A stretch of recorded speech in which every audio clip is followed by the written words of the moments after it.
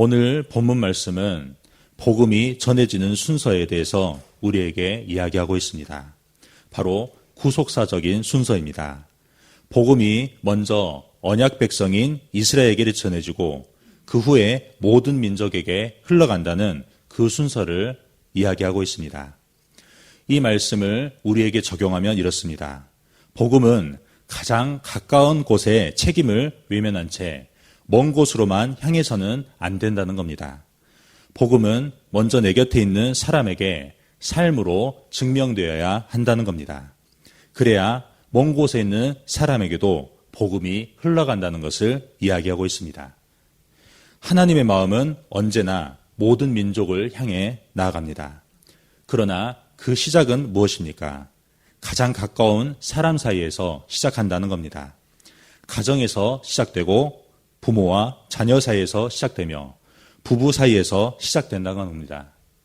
그리고 교회 안의 형제 자매 사이에서도 시작된다는 겁니다. 그렇다면 왜 하나님께서는 가장 가까운 사이에서 시작되는 이 방법을 사용하실까요? 모든 민족에게 복이 흘러가게 하시는 방법이 바로 사랑이어야 하기 때문입니다. 만약 힘으로 사람을 굴복시키면 어떻게 됩니까? 두려움이 전달됩니다. 돈으로 사람을 움직이면 욕심과 이해타산이 전달됩니다. 그러나 서로 사랑하게 되면 어떻습니까? 온전히 하나님의 복이 전달된다는 겁니다. 그래서 하나님께서 우리에게 구원을 주시는 방법도 바로 사랑이라는 겁니다. 요한복음 3장 16절입니다. 하나님이 세상을 이처럼 사랑하사 독생자를 주셨으니 이는 그를 믿는 자마다 멸망하지 않고 영생을 얻게 하려 하심이라. 하나님이 그 아들을 세상에 보내신 것은 세상을 심판하려 하심이 아니요 그로 말미암아 세상이 구원을 받게 하려 하심이라 라고 말씀합니다. 하나님은 우리를 힘으로나 억압하여 구원하지 않으셨다는 겁니다. 죄인인 우리를 다만 사랑하십니다. 그리고 독생자를 내어주셨습니다. 그 십자가의 사랑을 통해 우리를 구원하셨다는 겁니다. 우리 역시 마찬가지입니다. 우리의 가장 큰 문제는 무엇입니까? 먼 곳에 복음을 전하지 않는 게 문제가 아니라는 겁니다. 가장 가까이 있는 사람과 사랑하는 일에 실패하고 있다는 것이 더 큰 문제라는 겁니다. 입으로는 하나님을 사랑한다고 말합니다. 그러나 눈앞에 있는 형제를 마음속에서부터 미워하고 있다는 겁니다. 성경은 그것을 거짓말이라고 말씀합니다. 요한일서 4장 20절입니다. 누구든지 하나님을 사랑하노라 하고 그 형제를 미워하면 이는 거짓말하는 자니 보는 바 그 형제를 사랑하지 아니하는 자는 보지 못하는 바 하나님을 사랑할 수 없느니라 라고 말씀합니다. 우리는 과연 가장 가까운 사람을 사랑하고 있으니까 만약 그렇지 못한다면 우리의 신앙을 다시 돌아봐야 합니다. 예배를 드리는 것도 중요하고 봉사와 헌신도 중요합니다. 이 모든 일에 옳고 그름을 분별하는 것도 분명 중요하다는 겁니다. 그러나 가장 가까운 사람을 사랑하는 일에 실패한다면 우리의 모든 신앙행위가 생명을 잃어버린다는 겁니다. 그래서 예수님께서는 제자들에게 이렇게 말씀하신 겁니다. 오늘 본문 7절입니다. 가면서 전파하여 말하되 천국이 가까이 왔다 하고 병든 자를 고치며 죽은 자를 살리며 나병한 자를 깨끗하게 하시며 귀신을 쫓아내되 너희가 거저 받았으니 거저 주라고 말씀합니다. 예수님께서는 천국에 대해서 말로만 전하라고 하시지 않았습니다. 병든 자를 고치고 나병한 자를 깨끗하게 하시며 귀신 들린 자를 쫓아내라 하셨습니다. 하나님 나라를 말로만 설명하지 말고 고통받는 사람들의 그 삶 속으로 들어가라고 하신 겁니다. 그리고 그 모든 명령의 중심에 이 말씀이 있다는 겁니다. 너희가 거저 받았으니 거저 주라. 그리스도의 사랑은 거래가 아닙니다. 당신이 나에게 잘하면 나도 잘하겠습니다. 당신이 먼저 사과하면 나도 용서하겠습니다. 나에게 이익이 되면 당신을 가까이 하겠습니다. 이것이 무엇입니까? 전부 세상의 사랑이라는 겁니다. 그러나 복음의 사랑은 이렇게 이야기합니다. 내가 예수님께 거저받았으니 이제 너도 다른 사람에게 거저 주어라 라고 말씀한다는 겁니다. 우리는 누구입니까? 구원을 거저받은 사람이라는 겁니다.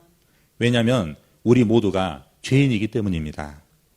우리가 받을 것은 심판밖에 없었습니다.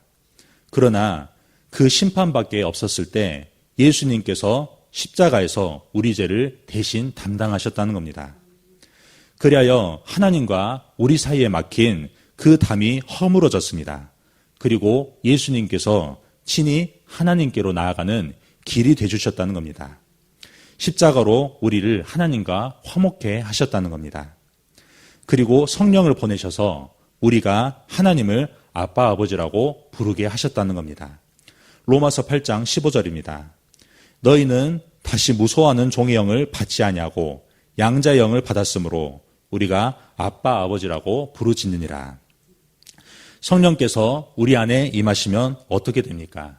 이제 더 이상 하나님이 우리를 벌만 주시는 두려운 심판주로 보이지 않는다는 겁니다. 우리를 무조건 받아주시고 그리고 은혜로 용서하시고 끝까지 사랑하시는 아버지로 믿어진다는 겁니다. 다시 말하면 성령께서 굳어있던 우리의 마음을 열어주십니다. 그 열린 마음 사이로 하나님께서 우리에게 은혜를 주십니다. 그 은혜로 말미암아 하나님께서 우리 아버지가 되신다는 겁니다. 거저 주시는 그 아버지의 사랑을 이제 우리가 받아들이기만 하면 된다는 겁니다. 그리고 우리가 이 아버지의 사랑을 깊게 받아들이면 어떻게 됩니까? 우리의 사랑의 내용이 달라진다는 겁니다. 가장 가까운 사람과의 관계가 변화된다는 겁니다. 상대방이 먼저 잘해야 사랑하던 그 세상 사랑이 이제 내 안에서 사라지고 내가 먼저 받은 그 하나님의 은혜 때문에 사랑하게 되는 하나님의 사랑이 내 마음속에 가득 찬다는 겁니다. 우리가 하나님께 거저받았으므로 우리도 다른 사람에게 거저주는 이 사랑이 우리의 삶에서 드러난다는 겁니다. 사도행전 2장 44절입니다. 믿는 사람이 다 함께 있어 모든 물건을 서로 통용하고 또 재산과 소유를 팔아 각 사람의 필요를 따라 나눠주며 날마다 마음을 같이하여 성전에 모이기를 힘쓰고 집에서 떡을 떼며 기쁨과 순전한 마음으로 음식을 먹고 하나님을 찬미하며 또 온 백성에게 친송을 받으니 주께서 구원받는 사람을 날마다 더하게 하시니라 라고 말씀합니다. 성령으로 충만하여 아버지의 사랑을 받아들이면 성도는 서로를 가족으로 받아들인다는 겁니다. 서로의 배고픔과 어려움을 외면하지 않습니다. 자신의 것을 내어서 상대의 필요를 채워준다는 겁니다. 그리고 그 사랑은 교회 안에만 머무르지 않는다는 겁니다. 교회 밖 사람들에게 칭송을 받고 주께서 구원받은 사람을 날마다 더하신다는 겁니다. 가장 가까운 사람과의 그 사랑이 회복되자 낯선 이웃에게까지 복이 흘러가는 문이 열린 겁니다. 오늘날 우리에게 회복되어야 될 것이 바로 이것이니까. 그러면 이 회복되어야 되는 하나님의 사랑을 우리가 우리 마음에 채워낼 수 있는 그 방법이 무엇일까요? 바로 처음 사랑을 회복하는 것입니다. 성경에서 보면 에베소 교회는 열심과 수고가 있었습니다. 또한 인내와 함께 잘못된 가르침도 분별하였습니다. 그러나 가장 중요한 것을 잃어버렸습니다. 바로 처음 사랑이라는 겁니다. 그래서 주께서는 말씀하십니다. 요한계시록 2장 5절입니다. 어디서 떨어졌는지를 생각하고 회개하여 처음 행위를 가지라고 말씀합니다. 회개한다는 것은 무엇입니까? 단순히 잘못했다고 스스로를 정죄하고 자책하는 게 아닙니다. 하나님께서 아직도 나를 사랑하시고 포기하지 않았다는 사실을 믿는 겁니다. 그리고 다시 일어나서 아버지께로 돌아가는 것이 회개라는 겁니다. 그러면 이 처음 사랑을 회복했다는 것은 무엇입니까? 주님께서 먼저 나를 사랑하셨다는 그 복음으로 돌아가는 것입니다. 그리고 그 사랑을 성령 충만으로 다시 깊이 받아들이는 겁니다. 에베소서 5장 18절 메시지 성경으로 읽겠습니다. 하나님의 영을 들이마십시오. 벌컥벌컥 들이키십시오. 축배의 노래 대신 찬송을 부르십시오. 마음에서 우러난 노래를 그리스도께 불러드리십시오. 모든 일에 노래할 이유를 주신 하나님 아버지께 우리 주 예수 그리스도 이름으로 찬양을 드리십시오라고 말씀합니다. 성령 충만이 바로 이것입니다. 하나님 아버지의 사랑으로 충만해지는 겁니다.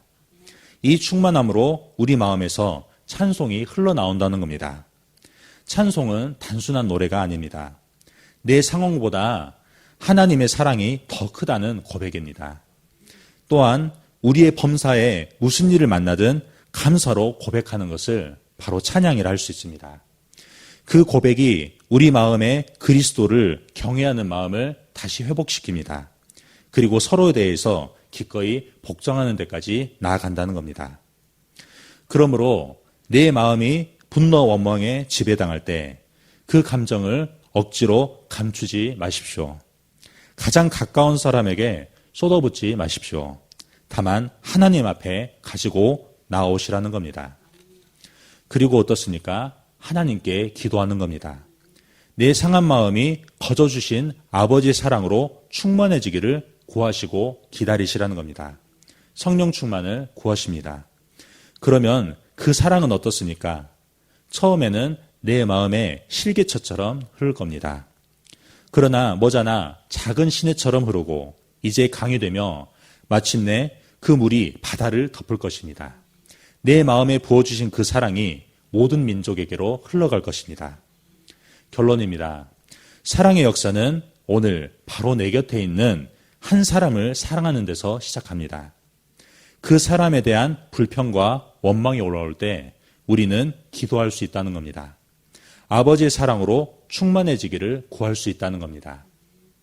하나님께서 아직 나를 사랑하시고 포기하지 않으시다는 그 복음을 붙드시길 바랍니다. 그러면 비로소 가장 가까운 사람에게 인내하고 용서하고 사랑하는 삶이 시작된다는 겁니다. 그 아버지의 사랑을 마음 깊이 들이마시고 흘러보내는 저와 여러분들 되시기를 주님의 이름으로 축복합니다. 아멘. 우리 함께 기도하겠습니다. 오늘 새벽에 주신 말씀을 묵상하면서 기도하시 바랍니다. 성도님들의 가정과 직장을 위해 기도할 때 부부관계와 부모관계, 자녀관계 모든 관계된 분들을 위해서 기도하시 바랍니다. 미래세대 청소년부를 위해서 기도할 때 섬기는 김주웅 목사님과 순장들을 위해서 기도하시 바랍니다. 청소년들의 가정생활과 학교생활, 나아가는 모든 관계 속에서 복음을 경험하도록 기도해 주시기 바랍니다. 종군마을을 위해서 기도할 때 마을장님과 순장님과 순원분들을 위해서 기도하시 바랍니다. 오늘 목요 합심 기도회가 있습니다. 교회와 성도들을 위해 기도할 때 문제보다 크신 주님께 집중하도록 기도하시 바라며 담임 목사님의 건강과 성령 충만 가정을 위해서도 기도하시 바랍니다. 이 나라와 민족과 북한과 열방을 위해 선교사님과 교회들을 위해 기도하시 바라며 해외 선교하시는 조병훈 선교사님, 탄자니아 목회자 자녀들을 위해 사역하십니다. 광신대학교를 위해 기도할 때 시설 관리자들에게 지혜와 체력을 주셔서 시설이 잘 관리되도록 우리 함께 기도하겠습니다. 사랑이 많으신 하나님 아버지 감사합니다.